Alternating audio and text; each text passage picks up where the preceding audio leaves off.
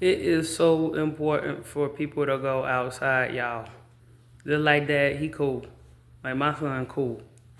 You know, like I didn't want to be one of these people on social media. Women, like, okay, they had like kids screaming and stuff in the background. Hear how quiet it is right now compared to before?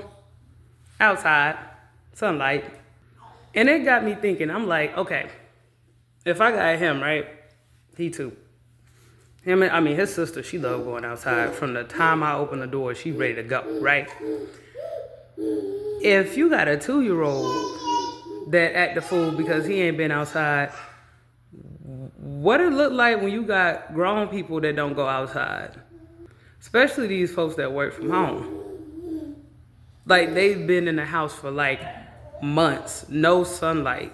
You know what I mean?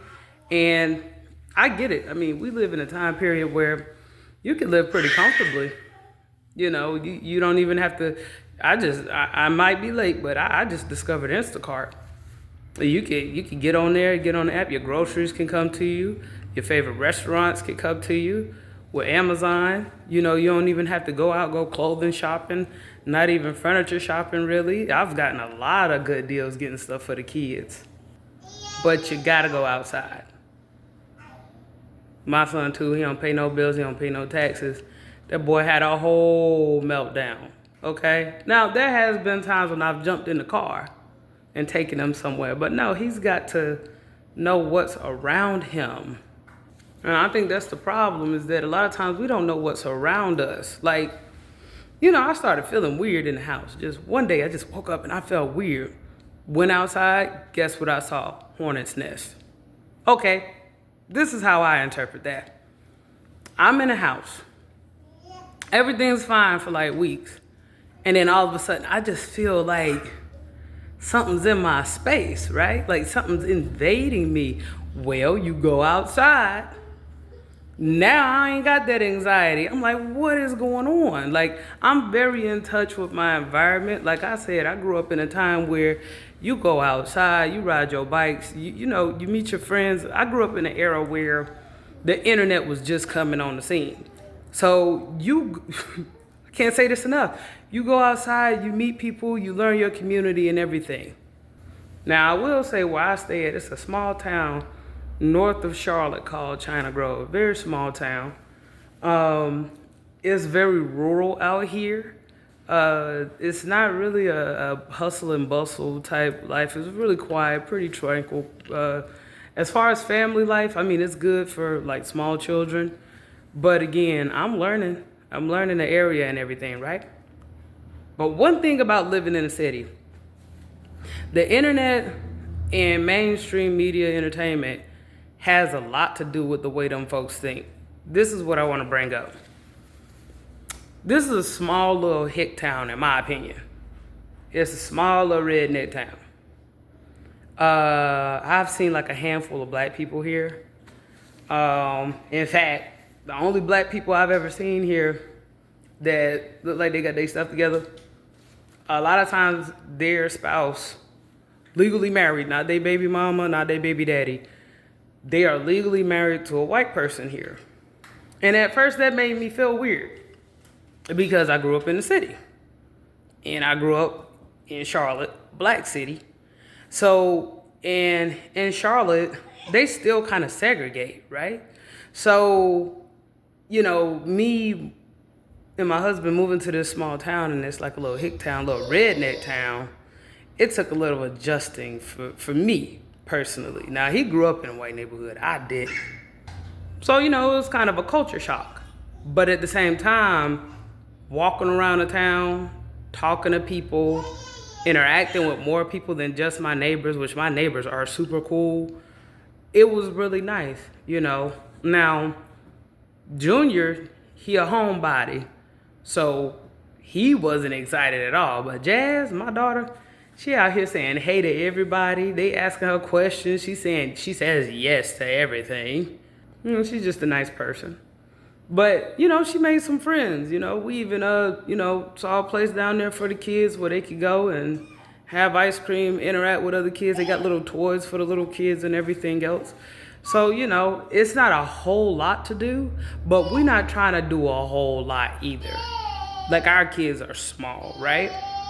So, yeah, like, everything that plays into, like, raising kids, like, even with, you know, Junior, like, this is another thing I wanted to bring up.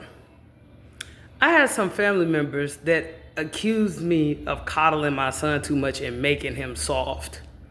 Obviously, I didn't appreciate that because I'm like, he's a toddler, right? But one thing that I think about too is it's not about him being soft as much as it's about him not getting out. Like, it's so serious when you don't go outside, when you don't have any sunlight, when you don't physically talk to people. Talking to people on the internet all the time, 24/7, like people walking around there looking down at their phones instead of looking up at people around them. You would be surprised how receptive people are of you if you just interact with them. And now we've gotten to the point where making eye contact is weird. To tie this back into my homebody 2-year-old, he's been sitting in the house mostly. Granted, when he was little, that first child, I was overprotective. I ain't gonna lie. I will only take him to places where I was comfortable, and it's mostly a drive away since this town is so small. On top of that, I don't know this town. I didn't grow up in this area or any area like it. So naturally, I was like, you know, kind of coddling him. Yeah, I was coddling him a lot.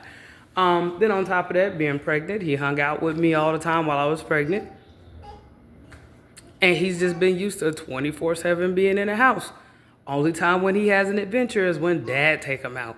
So when mom take him out, it's like, ooh, we not safe. And I get where he's coming from. But at the same time, I keep thinking, what's up with these grown people that never leave the house, right? Like, if I saw this small case study with this little 2-year-old, how he was cutting up at first. I mean, right now, before I took him out, terrorizing the house, jumping over stuff, moving furniture around, throwing stuff. Boy needs some sun. Sometimes it ain't ADHD. Sometimes it's lack of sunlight, lack of social interaction. Gotten that energy out of him now. Time to, you know, get him ready for, well, I guess I could start on dinner early. Might as well come cooking beans. That take a minute. But yeah, that's just something that I was just thinking about. It's like if a little kid flip out if they don't get to go outside, what about grown-ups? And by the way, jumping in your car to go somewhere to have organized fun, that ain't the same as going out. I mean, yeah, I know there's some events and stuff like that. But if you gotta go and get in your car every single time you go outside, I think it kind of robs you of the opportunity to get to know the environment around you. Because I just see cars like additional shelter, really. When you get to actually walk outside and talk to people, look at your surroundings, look at the grass, look at the building you live in. Does it need to be pressure washed at spring? You know, look at your neighbors. You know, have there been any changes with them? Do you know their names? You know, that type of thing is important.